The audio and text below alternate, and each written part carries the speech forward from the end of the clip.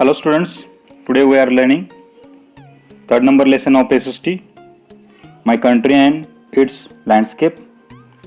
In the last video, we had learned knowing over a country in that location point. Today, we are going to learn next point, that is states and union territories of India. So, our country is divided into subparts, that is called states and union territories. So, today India has a population of over 1 million people. So, in our India, there is many people are living together.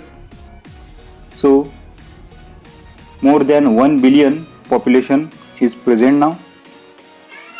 In order to look after the citizens of the country and to run it smoothly, it has been divided into states and union territories, including the National Capital Territory of Delhi.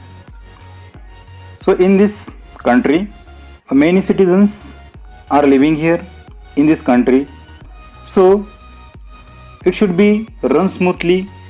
So that is why it has been divided into states. So if there is no division in the country, it is difficult to run all the facilities, all the schemes at one time for all. So government has done division, make pieces in the country, and that is called the states. And another important places are there, that is called the union territories, including the national capital. Our national capital also include as a one part of, that is called the Union Territory of Delhi. So New Delhi is the capital of India. So New Delhi, it is the capital of India. From this city, looking all over the country, where the president in Delhi, president, the prime minister and other ministers of the central government live. So all government members, ministers, president, prime ministers are living in Delhi, and themselves houses also present, offices also be there. The offices of government of India are also based in this city.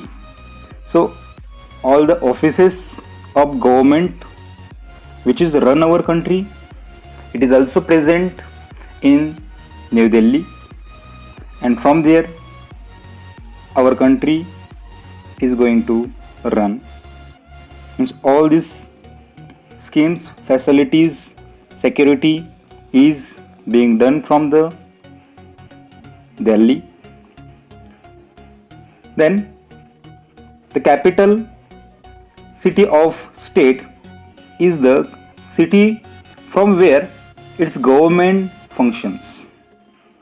So capital cities means which can do all this control of this country, and all the work of government is functions from this city. It is called a capital city. So in this point we have learned about states and union territory of India, and next there is a activity depend upon that. From groups in your class and list down the states and union territories of India along with their capitals in your notebook. So you want to write states and union territories name with its capital also in the notebook. List one special feature of each state of India and write that state's special feature in the notebook. So next video we are going to learn physical division of India, that next point. So till here we are going to stop. Thank you. Have a nice day.